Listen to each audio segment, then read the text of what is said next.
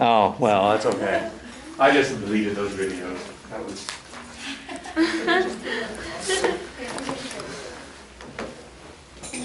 Okay.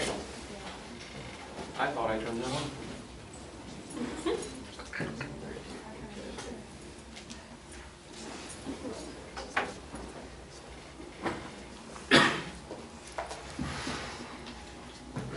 See if I can remember this.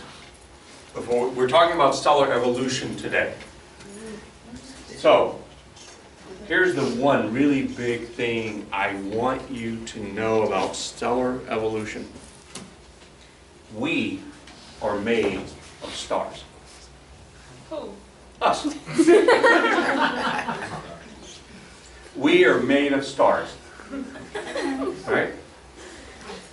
Written in our bones is a tale of stellar birth and death and rebirth. Right? If you just look at the material we are made out of, right? It took stars being made and exploding and new stars forming from that and those exploding to create us. We are made of stars. We're a unique creation. You don't agree with that? Okay. So, today we're looking at how stars evolve and how they grow, what happens with them, the different ways they evolve, right? Comes down to at the end, how much material goes into them, right? So, gravity holds them together, right? The nuclear furnace going on inside creates pressure that keeps it from completely collapsing. Because if we didn't have that nuclear fusion going on, right, there wouldn't be heat to hold it apart. Right? And it would just simply collapse. All right. So the pressure is created under high temperature. We get the heat. This creates the light.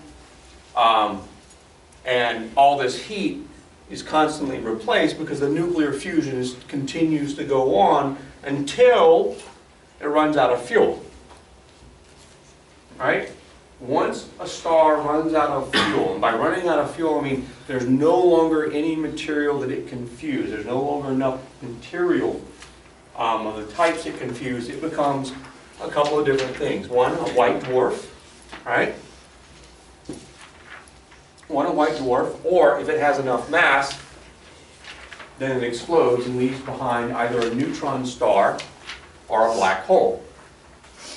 So what do you think neutron stars are made out of? Neutrons. Right? Neutrons. All right.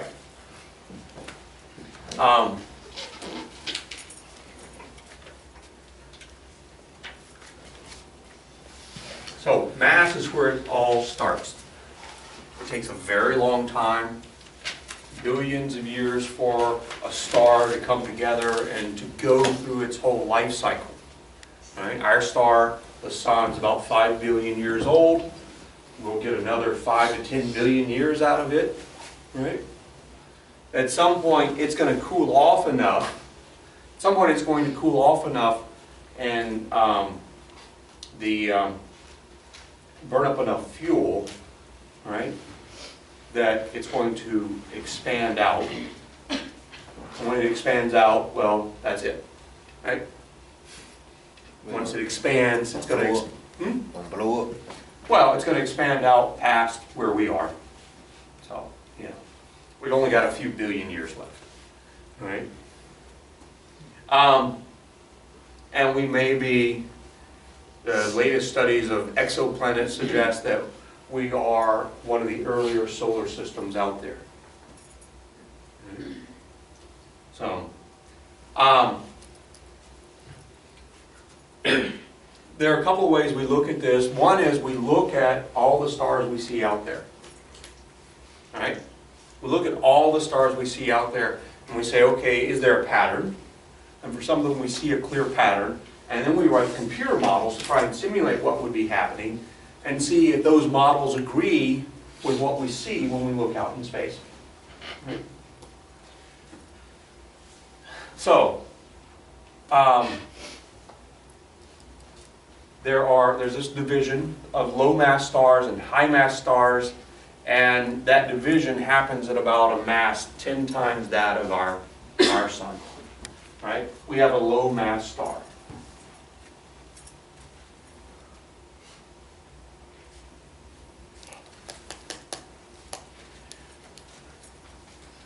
We talk about fusion. Sorry. We talk about fusion all the time in stars, but it's really gravity that's driving everything. Gravity drives the formation of the star from an interstellar cloud. Gravity drives the fusion, right? Gravity is the force that's driving the fusion. And we could create enough gravity to create fusion here on Earth. We'd solve a lot of energy issues creating fusion. The fusion reactor is one of the biggest problems that we're facing right now in terms of trying to figure out how to do it. And gravity sculpts what happens to the star in the end. Gravity also drives how fast that happens. Right? So our star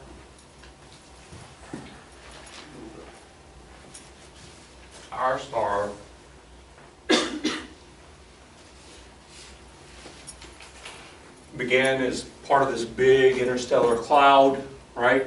Formed a protostar, began cleaning up the neighborhood, and became the sun that it is today.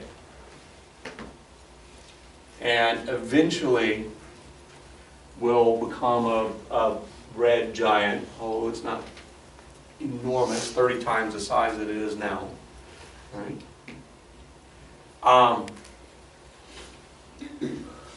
Our star is early in the process, mostly consuming hydrogen to make helium. And that'll keep it going for 10 billion years or so. And then by that time, it will have converted most of its hydrogen to helium. And once it's converted most of its hydrogen to helium, it starts converting helium into heavier elements. Right?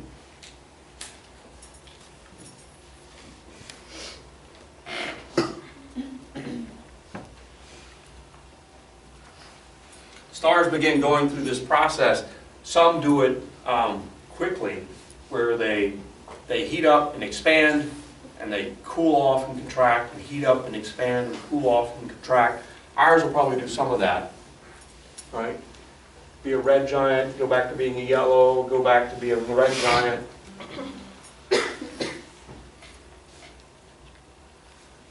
Right? And eventually get to where we are fusing this helium.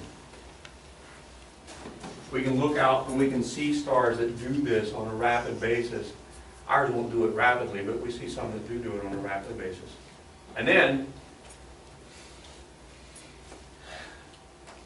once it gets done with the helium, right, and transforms into a bigger red giant, it'll eventually cool and dwindle into a white dwarf.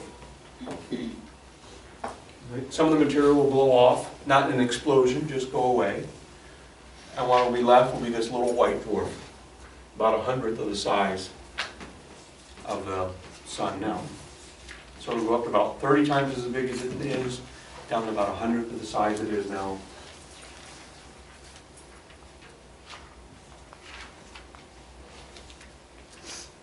So, high mass star. High mass star, the cloud it's formed out of is bigger, right? It forms a larger protostar, and then it forms a massive star. And all of it, just like our sun, right? All these gases collapse down into being the star. But it's faster. It's faster because there's more mass, there's more gravity, right? Because there's more gravity, everything happens faster.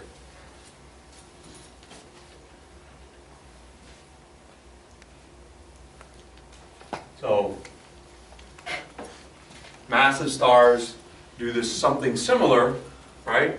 But they go into a pulsing yellow giant before becoming a red giant. So So which of these is hottest? Which of these do you think is the hottest? The poles in yellow. It's actually hottest here, right? A little cooler here, and cooler still Oh yeah, you here. said a biggie get the cooler. The cooler, Okay. right? It's cooler here.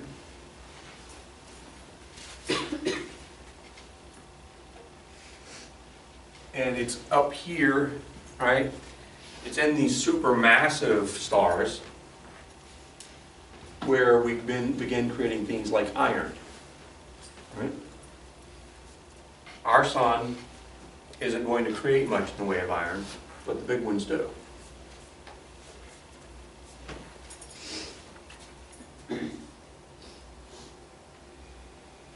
So, once you reach iron, and you build up enough iron, you run out of fuel. Because the iron does not fuse, right? That's the end of the fusion chain. And what happens once the iron core is formed, you get an explosion, boom, right? You get a big flash, a nova or a supernova. In that process, in that big explosion, heavier elements are formed. And what's left behind is either a neutron star or a black hole, depending on the size of the star that exploded. Right?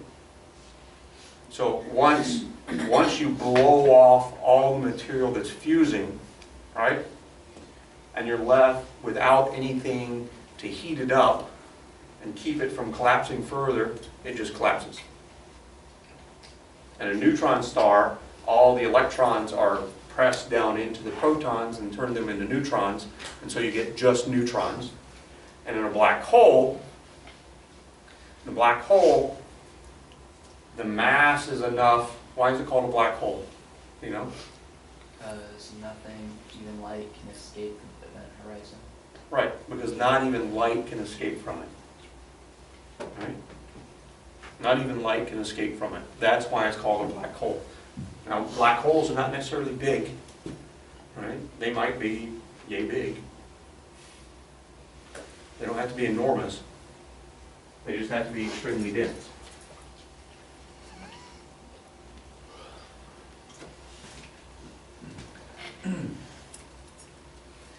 Interstellar clouds, mostly hydrogen, 71% hydrogen. The rest is mostly helium, and then there's other stuff. Right? There's dust, there's microscopic stuff, silicates, carbon, iron. We're beginning to see more and more organics out there in the Oort cloud and in comets that come from the Oort cloud. And the temperature is really cold. 10 Kelvin. Do you know what 10 Kelvin is? You know what Kelvin's temperature scale is? It's the same as Celsius. Now, in Celsius scale, water freezes at 0 and water boils at 100. Right? Yeah. The size of a step in Kelvin is the same as the size in Celsius, except we move 0 down to absolute 0. Absolute 0 is the point at which nothing moves. Right? And by nothing moves, I don't mean like that stapler is not moving.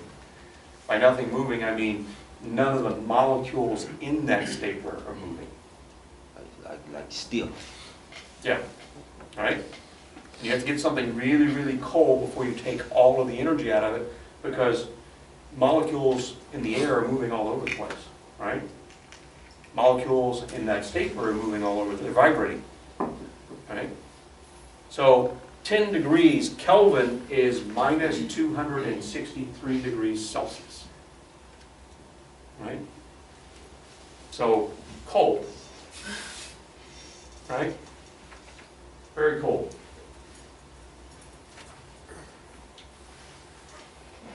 So, if these clouds were warm at all, they wouldn't collapse, right? But because they're so cold, they collapse. The collapse isn't straight in, right? Usually there are other forces at play, so that the collapse, as as molecules are heading in, they head off-center to where they're going, and in the end, you end up with a rotation. Right? You end up with a rotation. The gas doesn't necessarily start out uniform, so you end up with clumping, right? You get smaller eddies in the gas. All of these are these eddies and these little places where it's spinning and little places where it's it's a little thicker, and it's because of gravity where it's a little thicker, it's starting to gather in more material. These are the things that form stars and planets. Right? Mostly, in a big one, this is where stars form.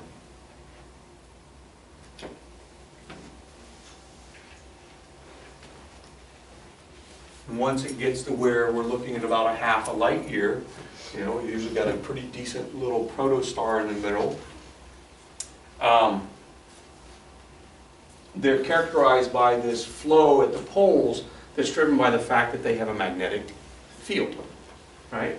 Because they have a magnetic field, charged particles tend to escape at the poles and get caught up elsewhere.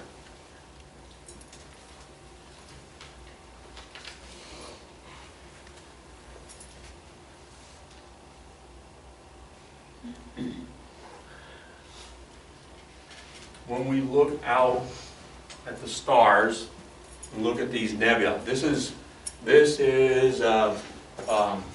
interstellar nebula. This is them looking at them in a different spectrum. Right? When we look out there, we can see that in this area where there's a lot of gas, right? In this area where there's a lot of gas, there are a lot of young protostars. Because we can see their temperatures around 1500 K. Right? So they're in infrared, radio wavelengths, low temperature, harder to detect, right? And sometimes they are, sometimes they're all in a small area together, right? And we find these regions where a lot of young stars are being made at the same time. Now, will all of these survive? Maybe not, right? A number of them will probably collide at some point and merge.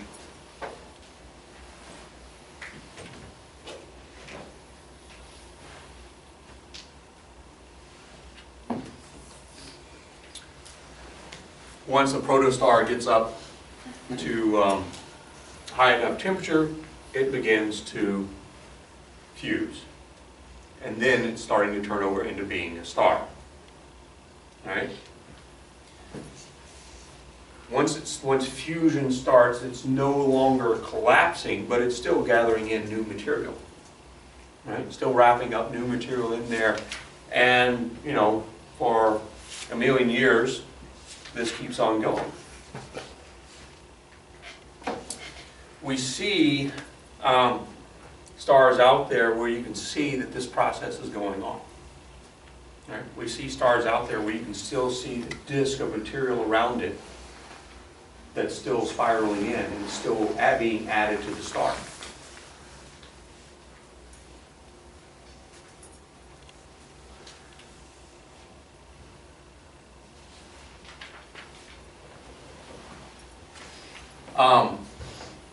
This is just a good picture of the bipolar outflow, right?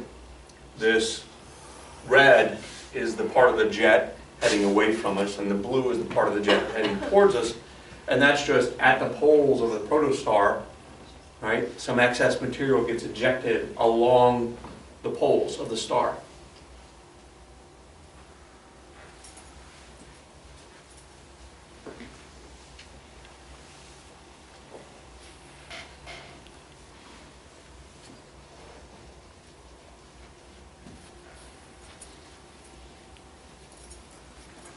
So this is a group of stars we can see that are just above the main sequence. And over time, they're going to be drifting down into the main sequence. They're similar to our sun. There's a lot of stuff still going on with them, so they're very variable, right? We look at them and their intensity changes, their frequency changes, their peak frequency changes. So their temperature is changing, their intensity is changing, We see a lot of things happening with these stars as they're evolving.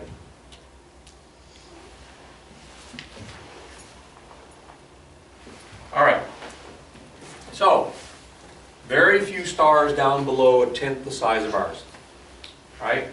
It's really just hard. That amount of material just isn't going to start fusing. It's not going to, usually it's not going to start fusing. You're not going to get a star out of it.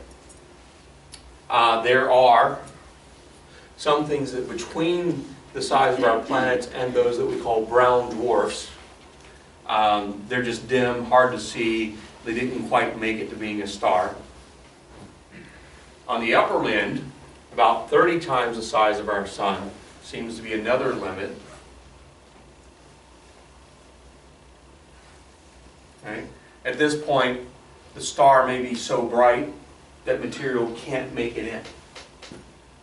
Right? New material can't make it in. It's too hot, it's too bright, and you can actually use light to push material in space. Right? One of the projects that I think is underway to be tested is create a solar sail, S-A-I-L, solar sail, right? Launch it into space and spread out this big parachute-like thing that catches light and have the sun push it out into the outer solar system.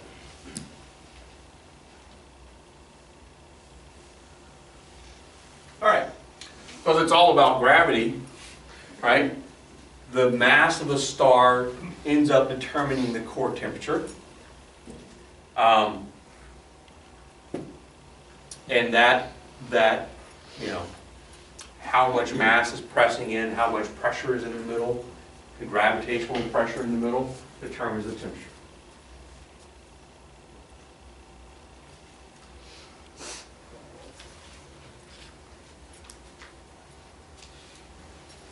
So low mass stars like ours, we're stuck with the proton-proton chain, right? Two hydrogens go together, make helium.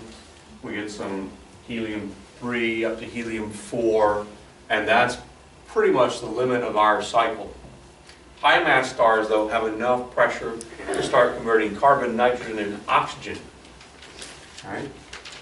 And so you get a different cycle when you start the light in, carbon-12, you stick in a hydrogen, put out a photon, end up with nitrogen, have a decay, go back to carbon-13, right? Stick in another hydrogen, go up to nitrogen-14, stick in another hydrogen, go up to oxygen-15, have a decay, go down to nitrogen-15, and then another collision and a helium pops out and you're back to carbon-12.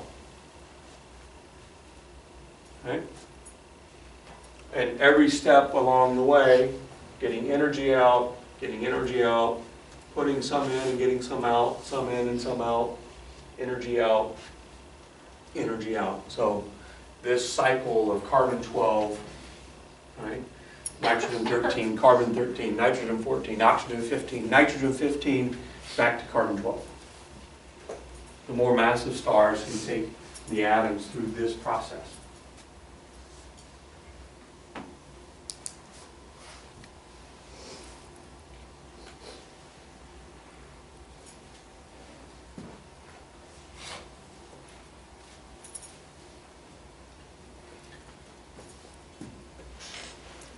We have in our sun, all right, an inner radiative zone, then an outer convection zone. High mass stars, inner convection zone, outer radiative layer. And for everything, the hydrogen that's out in the out around the outside of the star, that's not part of the fusion process. Right? When you're in the outer layers, the fusion's taking place further in. If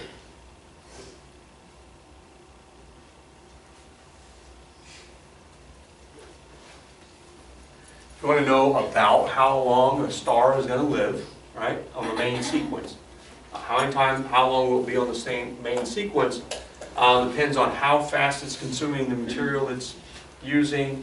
And so if we look at how long it's going to be on the main sequence, we can estimate that by this 10 to the 10th times its mass divided by its luminosity. And that gives us an estimate of how long that star is going to be on the main sequence. All right. So one solar mass, one solar luminosity, about 10 billion years.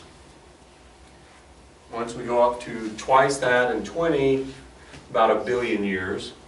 And when we get to heavy stars, about 3 million years. So when we look out and we see these supermassive stars, they're all pretty young. Right? Just a few million years old.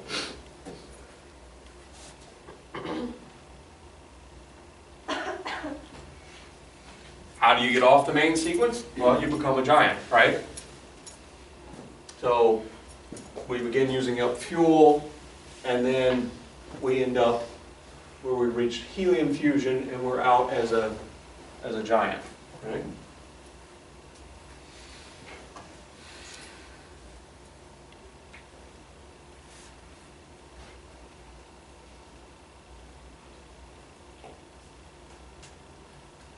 How big a giant? Just depends on how much mass we start with. Right? Again, as the radius increases, the surface cools. That's why they're reddish instead of yellow or blue.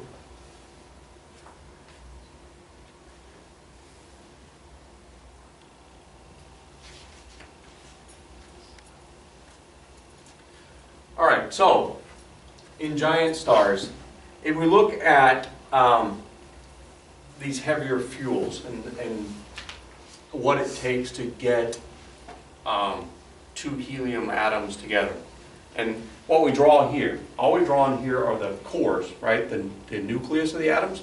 You got to remember that they have electrons around them, right?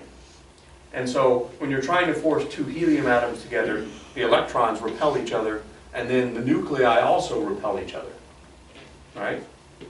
So at 10,000 Kelvin, you don't have enough heat to actually, and heat is really nothing other than kinetic energy, right? It's just how fast the atoms are moving.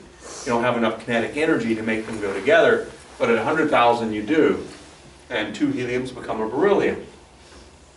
All right? You stick in another helium and you get a carbon, and work your way up the chain. Every time they fuse, we get larger number of protons, and that means we have to have higher impact velocities in order to force these together. The analogy I'll give to you is, how many of you tried to stick magnets together south end to south end, right? And you push it slow and it's hard to do. If you take them and you slam them together, you can get them to stick together for a second, or crash together for a second, right? Because the velocity you have them going at will overcome that resistance. That's what we're talking about here, except with electric charge, right? When these are moving fast enough, they overcome the repulsive forces and the collision happens and they stick together.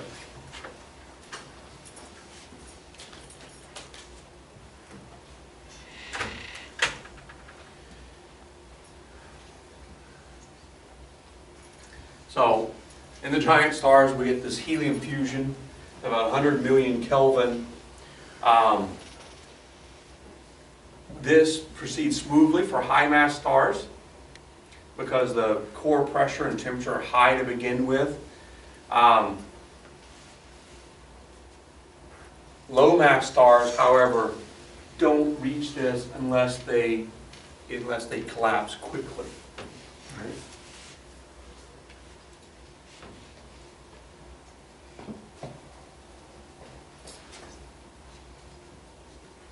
So, degenerate stars, the atoms have stopped having that identity as an atom and become just a core, and it behaves more like a solid at that point than a gas, right? All this time, this helium, even under a lot of pressure, the hydrogen, even under a lot of pressure, has been behaving like a gas. starts reaching the state where it's more like a solid.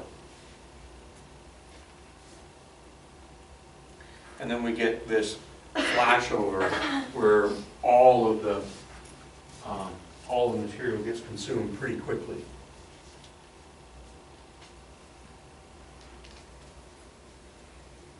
All right. Once that flashover happens, the core expands back out, the surface shrinks, turns back into a yellow giant. Now, there are some stars out there that are doing this flashover every few hours. Right? They flash over, they expand, they gather in some more material, they collapse, they flash over, they expand, and they're doing this again and again in a short period of time.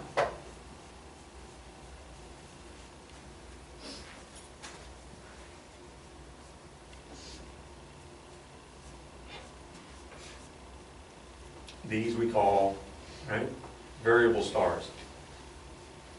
And we can look out and we can see their luminosity go up and down, and up and down, and up and down, right, over hours to days.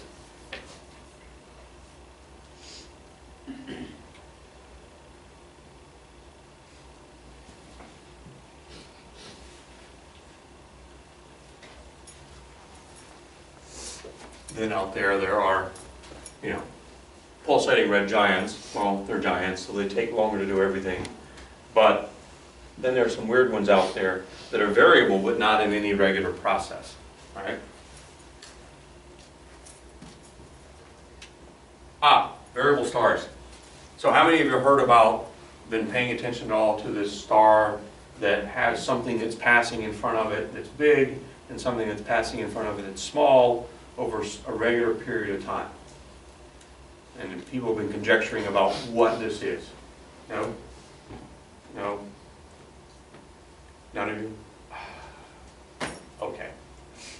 So there's a star out there we found, and it's gotten some people excited because one of the potential explanations would be that aliens have begun creating what's called a Dyson sphere to surround their sun and collect all the energy from it. Probably not that. Probably something else. Right? But we're trying to figure out the pattern because there's clearly something larger passing in front of it, followed by something smaller passing in front of it, and they're passing with the same period, right? They're doing it at regular intervals, and in terms of orbital dynamics, if they were a big planet and a little planet, you would expect them to interfere with each other, right? Because they're close, they should be close enough to interfere with each other. So we've hit a new process we do not yet have an explanation for with this one pulsating star. All right. So giants pulsate, and all of this happens. There's this area in the diagram where all of this is going on, right? Where we got along this line is where we get all of our pulsating stars except for the red giants over here. You got to remember on this chart, right? Red to blue and low mass to high mass. These are called the what? Down in here? These are the white dwarfs down in here. Right? The red giants up in here, blue giants up in there.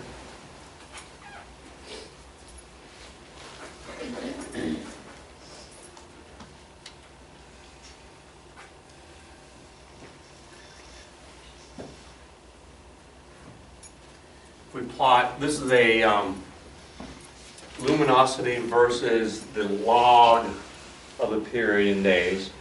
You guys know what a logarithm is?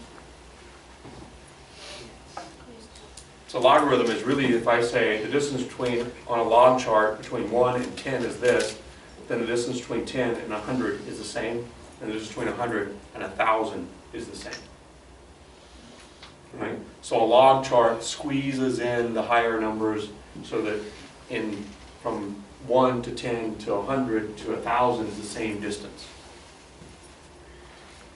So here, if you look, the distance between 1 and 10 and 100 is the same on this chart. All right, the distance between 10 and 20, 2 and 20 is the same as this, 5 and 50. So if we look at this on a log chart, and a lot of things behave logarithmically, including your hearing, behave logarithmically, right? The perception we have of sound behaves like a logarithm. So a sound, if one sound sounds twice as loud as another, and another one sounds twice as loud as that, you've actually gone up by a factor of 10 and another factor of 10. So the second sound that you thought was just 4 times as loud as the first is actually 100 times more intense. Because our hearing is logarithmic. So that you can hear me whisper. Right? You can hear me whisper. And I can shout and it won't burst your eardrums.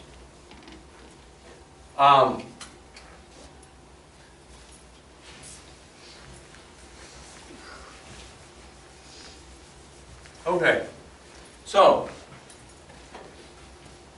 low mass stars, right? We start off as a protostar where the gas is forming up. Fusion starts when we make it onto the main sequence. We become a red giant, drift off the main sequence, become a yellow giant, become a variable red, and then boom, we're back to being a white dwarf and a planetary nebula, right? And all the material, most of the material in our sun will go on to do other things.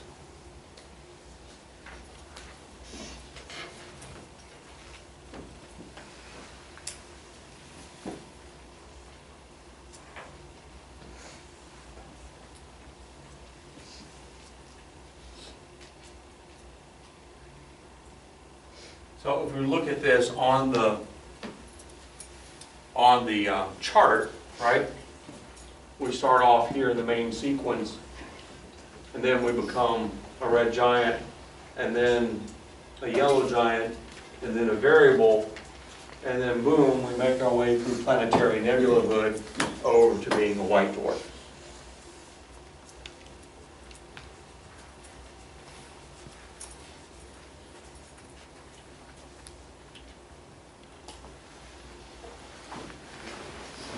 We have some pictures out there, right? Pictures of stars out there that have done this, where you can see this is the nebula that's been ejected from the star. You can see planetary nebula being ejected from this star.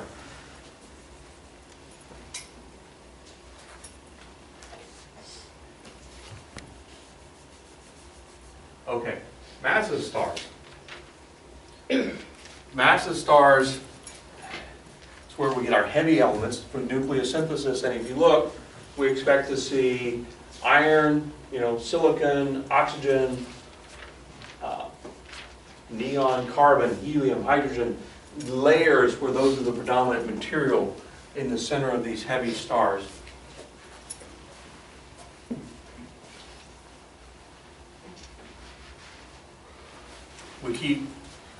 The stars are massive enough to force a helium nucleus into things like a carbon nucleus to give us oxygen. Iron is the heaviest we get to, at about 1 billion Kelvin. Larger elements do not release energy when they're fused, right? So larger elements absorb energy when you create them instead of releasing energy. And on a massive star, 30 times the size of our sun, we expect only 10 million years to build up an iron core about the size of the Earth.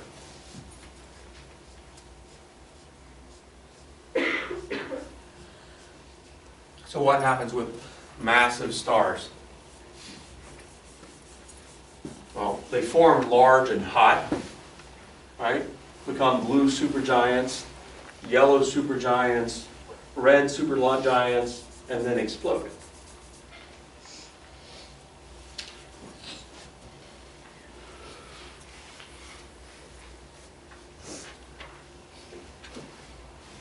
Because iron does not fuse, once this all happens and things cool, the core shrinks.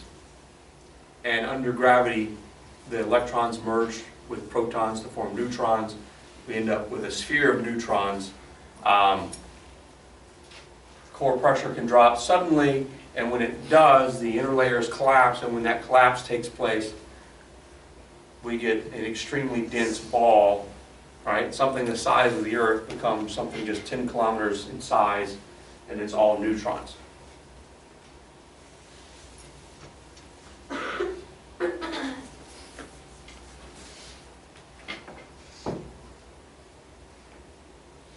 When all of this collapse happens, we end up with a large energy reaction, and you get a supernova, right? So this is a galaxy. This is the whole galaxy out there. And this is the brightness of one star that went supernova. Right? That one star, that one supernova, is brighter than the whole galaxy. So when a supernova happens, you can see it all the time. Some of them that happen close enough to us become new stars in our sky for a short little while, and then they go away.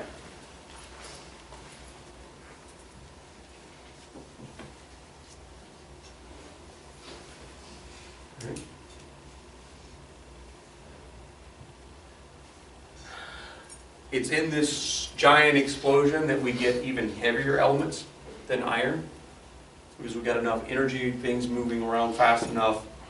Moving around fast enough means enough heat, right, to form the heavier elements. And if we were any good at detecting neutrinos, we could see them easily. But all right. We can see out there in different places the remnants of a supernova, where it is basically, the supernova is a big enough explosion to basically create a large expanding cloud of material. Right? In a short period of time, it will expand a lot. Right?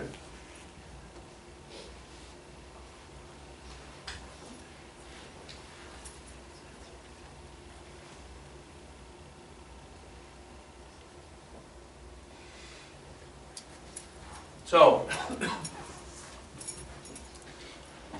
thankfully the Chinese have been writing for a long time, right?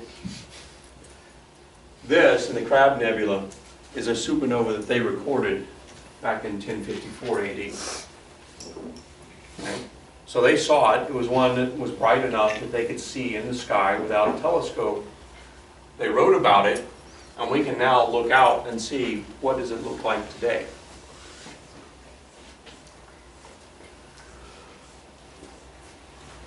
And, oh, I remember this one, supernova 1987A. Why do you think it's called 1987A? Yeah, it was the first one in 1987. That's it, right? Really simple. So all from its name, you know what year, right? And then it was the first.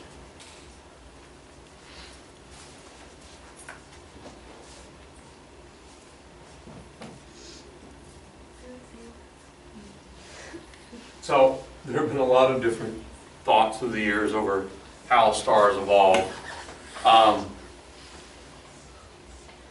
It was really only when we got up into the 1850s that we began to add physics to how we thought about how they evolved. And in the 20th century, we began thinking about what is the role of mass. And then in the 40s, we started the beginnings of, hey, we've got computers, we can begin to compute some of these things we've been thinking about.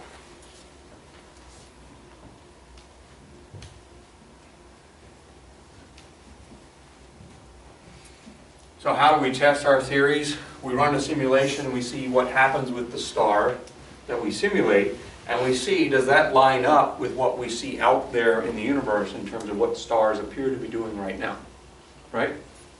We can't run the experiment of, it'd be cool, hey, let's run off, go make a star, right? We can't run the experiment like that. So we run simulations and we look to see Are there stars out there that seem to be following the patterns that our simulation says? Okay. And what we found is our models are beginning to get good enough to actually predict, or agree with, not predict, but agree with what we actually see out in space.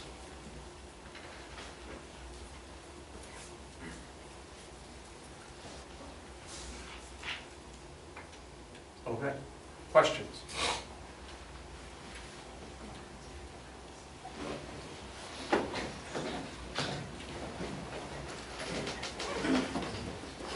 No questions? Hopefully today. Hopefully today. What's that?